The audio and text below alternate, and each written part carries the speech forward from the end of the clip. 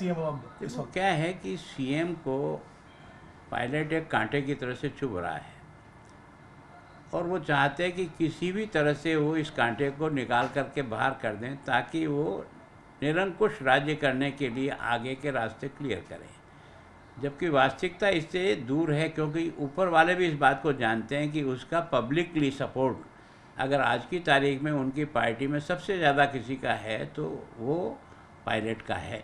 इसको कोई नकार नहीं सकता। वो उसकी इस जन सपोर्ट को ऊपर वाले खोना नहीं चाहते हैं। ये चाहता है कि इस बहाने से इसको किसी तरह से पार्टी से बाहर निकाल दिया जाए तो मैं निरंकुश जो है वो राज कर सकूं कांग्रेस में लीडर बन करके।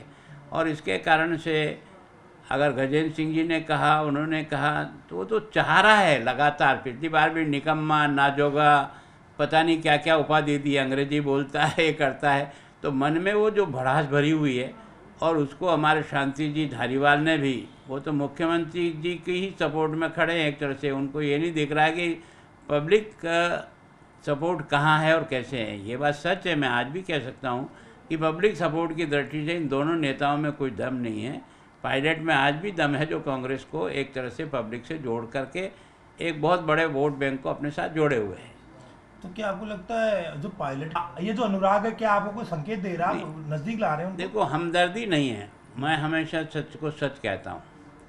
ये मैं नहीं कह रहा हूँ, आप राजस्थान के किसी भी जो राजनीति में रुचि नहीं रखता है उस व्यक्ति को भी फ़ोन करके पूछेंगे तो वो इस बात को तो स्वीकार करेगा कि निश्चित रूप से उसको उसके समाज का एक बहुत बड़ा सपोर्ट था, जिसके कारण से पिछली बार सरकार बनी है। अगर वास्तव में उस समय पायलट मुख्यमंत्री के रूप में प्रोजेक्ट किया हुआ नहीं होता तो ये जो पूर्वी राजस्थान है, जिसको हमको केवल एक सीट मिली, वो स्थिति हमारी नहीं बनती और हमारी सरकार 100% बनती। इस जाति समीकरण ने हमारी सरकार बनने में एक बहुत बड़ी बाधा खड़ी की थी, इसको कोई नकार नहीं सकता है। तो क्या इसका मतलब पायलट को आप बीजेपी में लाने की तैयारी कर रहे नहीं नहीं, हैं? हम लाने की कोई नहीं, हमें तो कोई लाने की आवश्यकता नहीं है। ये विचार तो जिसको आना होगा वो करेगा, हमको नहीं। हमारी तो इतनी शक्ति है कि हम बिना पायलट के भी बीजेपी के राजस्थान में सर्वाइव भी करेंगे और सरकार भी बनाएंगे। किसी को ये गलतफहमी नहीं पाने। कारण ये देश का प्रधानमंत्री जिस तरीके से और जिस ढंग से देश को आगे बढ़ाने का प्रयत्न कर रहा है ईमानदारी के साथ, उसके साथ बीजेपी की बहुत बड़ी जन ओपिनियन जो है वो बीजेपी के साथ मिली है, इसमें कोई नकार नहीं सकता। और आने वाली सरकार बीजेपी बनेगी, या आप 100 लोगों से टेलीफोन करके अभी बात कर लो, आपको 80 लोग यही कहेंगे कि इसका मतलब यह है कि निश्चित रूप से नरेंद्र मोदी का काम करने का जो तौर तरीका है, बीजेपी का जो अभी राष्ट्रपति का चुनाव के बारे में एक आदिवासी महिला को लाना, मैं सोचता हूँ एक 70 साल में पहली बार चमत्कार ही है कि उस जाति को, लोगों को भी समानता का कैसे स्थान दिया जाए। इस बात की सोच किसी में हो सकती है तो ये नरेंद्र मोदी के विचारों में हो सकती है। उसका फ़ायदा बीजेपी को 100% मिलेगा। कैसे मिलेगा फायदा? आपस में नेता लड़ रहे हैं, आपके सारे के सारे सब दे- मुख्यमंत्री बनना चाहते हैं। देखो, मैं सोचता हूँ कि इस बीजेपी में कोई कितना भी मुख्यमंत्री बनना चाहे, पर पार्टी अभी इतनी सशक्त है और पार्टी इतनी अनुशासित है कि केंद्र सरकार के जो हमारी कमेटी है वो जो निर्णय करेगी उसकी 100% पालना करेंगी। कोई इसके खिलाफ जाने का प्रयत्न करेगा तो 2 और 4 लोगों को ले जा सकता है। जैसे अपनी महाराष्ट्र में शिवसेना की जो दशा बनी ना, वही हमारे किसी नेता की बन सकती है अगर उसमें कितना ही अहंकार हो तो। ये पार्टी कार्यकर्ताओं के आधार पर और विचारधारा के आधार पर चलने वाली पार्टी है। ये न कोई गुलाब चंद जी चलाते हैं, न कोई दूसरा व्यक्ति चलाता है। ये लाखों कार्यकर्ताओं के खून पसीने से तैयार की हुई पार्टी है। तो वसुंधरा जी की दावेदारी देखो, से दावेदारी रखना अपना अपना कर सकता है, कोई दिक्कत नहीं। निर्णय तो केंद्र की टीम करेगी और केंद्र की टीम जिसके पक्ष में निर्णय करेगी, हम 100% उसके साथ जुड़ कर के काम करेंगे।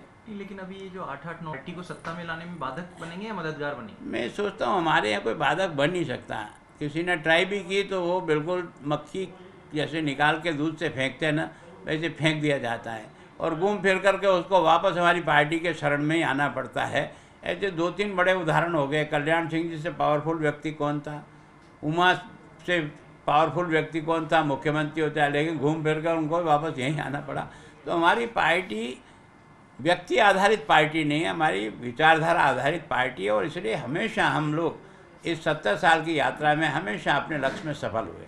जिस पूर्वी राजस्थान के आज 10 मंत्री सरकार ने मंत्रिमंडल में बना रखे हैं, आपको नहीं लगता कि अब ये ईआरसीपी के मुद्दे को वापस हवा दे रहे हैं? 10 मंत्री बना रखे हैं तो वापस कांग्रेस को कोई मैं मदद नहीं? सोचता हूँ 10 छोड़ के सबको ही बना दें तो भी रुकने वाले नहीं हैं, क्योंकि जिस प्रकार से इस समय ट्रांसफ़र उद्योग चल रहा है उससे दाग जिसको भी चिपका है ना, जिसको भी चिट्ठी चिपकी है ना, वो आज अपने फ़ायदे के लिए भले उनकी जय जयकार कर रहे हैं, पर कल वही सबसे ज़्यादा वोकल होकर के बोलेंगे और वही सबसे ज़्यादा नुकसान करते हैं। राजनीति में कई बार सोचते हैं कि हम किसी को खुश करते हैं तो वो हमारे से खुश जाए, लेकिन लेन देन के आधार पर खुश करोगे तो वो कभी न कभी अपनी बात बोले बिना रहेगा नहीं। कटारिया जी, एक तबादलों के उद्योग की आप बात कर रहे हैं, लेकिन घर पहुंच गए, कहते हैं कि मुसलमान डॉक्टर जो 4 थे उनका ट्रांसफ़र कर दिया। ये वास्तव में दुर्भाग्य है कि अगर राज्य कर्मचारी भी धर्म के आधार पर और जाति के आधार पर पहने जाएंगे और विधायक अगर अपनी जाति और अपने धर्म के लोगों को प्रोटेक्ट करने का काम करेगा तो निश्चित रूप से लोकतंत्र का सर्वनाश करने के रास्ते पर जा रहे। एक और दूसरा क्या है कि मैं सोचता हूँ ये जो सांप्रदायिक विद्वेष फैलाने में ये और आग में घी डालने जैसा काम होगा। कागदी जी ने जिस आधार पे किया और प्रसादी लाल जी ने जो बात कही है वो वास्तव में सारे राजस्थान की जनता को सोचने का विषय तो पैदा हो गया कि लोग अपनी जाति और धर्म के आधार पर व्यक्तियों को लगाने के लिए इतने उग्र हो जाते हैं कि धरना देने की स्थिति तक आना पड़े। तो ये अपने आप को उजागर कर रहा है कि वास्तव में राजनीति किस घटिया रास्ते पे जा रही है। नहीं, फिर तो ये होने लग जाएगा कि भाई एक धर्म के जो लोग हैं वो अपने धर्म के लोगों को पढ़ाएं, टीचर भी उसी संप्रदाय से हों, चिकित्सक भी उसी संप्रदाय से हों, किसान भी उसी संप्रदाय से हों, फिर तो दूसरों की तो जगह ही नहीं देखो, रही। ये क्षणिक लाभ जरूर किसी को मिलना हो तो मिल सकता है, लेकिन ये भविष्य में देश को तोड़ेगा, देश को कमज़ोर करेगा। और मैं सोचता हूँ जो लोग केवल अपने बारे में सोचते हैं वो ये घटिया सोच रख सकते हैं। जो देश के बारे में सोचते हैं उनको यही सोचना पड़ेगा कि सब हमारे हैं, सब हम अपने हैं। कटारिया जी ये बताइए, मंत्री बनेंगे, आपको भी तो लगता होगा कि मैं भी तो मुख्यमंत्री बनूंगा? मेरे को बिल्कुल भी नहीं लगता, ना मैंने पहले कभी मांग की ना आज मांग कर रहा हूँ। मैं पार्टी जो भी निर्णय करती है उसको 100% पालने का प्रयास करता हूँ और अपनी जितनी भी शक्ति और समझ है वो उसी में लगाता हूँ। कि जिस पार्टी ने मुझे देलवाड़ा में जन्मे हुए एक साधारण परिवार के व्यक्ति को इस पार्टी ने मुझे यहाँ तक पहुँचाया है तो ये भी मेरी पार्टी की कृपा से ही और सब कार्यकर्ताओं की मेहनत से ही पहुँचा हूँ। मैं इसको कभी नहीं भूलता हूँ। कुछ लोग शायद अपने नशे में भूल जाएं तो ये उनका दुर्भाग्य होगा और पार्टी के लिए भी ये सिंबल अच्छा नहीं। घनश्याम जी, अगर इसको कोई राइडर इस तरह का नहीं, कोई वो लग नहीं सकता ना, आप भी तो बन सकते मैं हैं। उस राइडर से कभी घबराया नहीं, कभी घबराता नहीं। मुझे पूछें तो आज भी कहेंगे 77 वर्ष का हूँ, पार्टी मुझे कहेगी कि आपको केवल और केवल ये काम करना है तो ईमानदारी से करूँगा। मैं इस दौड़ में कहीं हुई नहीं, न तो मैं उम्र के कारण से दौड़ में हूँ, न मैं किसी पद की दौड़ में हूँ। पार्टी जो जिम्मेदारी मुझे देगी मैं बखूबी पूरी ताकत से निभाऊंगा। माना जा रहा है कि आपको मुख्यमंत्री प्रोजेक्ट करके बनाया भी जा सकता है, क्योंकि जब सब देखो, आपस मैं रेस में हुई नहीं। मैं आज दिन तक कभी न केंद्र से कभी मांगने गया, न कहीं मुझे मांगने की आवश्यकता पड़ी। उन्होंने मेरी उपयोगिता जितनी समझी, जहाँ समझी, जैसा मुझे काम दिया वो काम मैंने कर दिया। लेकिन 2 बार आपको सिर्फ गृह मंत्री बना करके रोक दिया गया, आपको लगता नहीं ये आपके साथ नाइंसाफी थी? ना, मेरे साथ कोई नाइंसाफी। पार्टी जो निर्णय करती है वो मेरे सर माथे पर है, चाहे वो छोटी छोटी जिम्मेदारी दे तो मैं उसको भी सर स्वीकार करूँगा।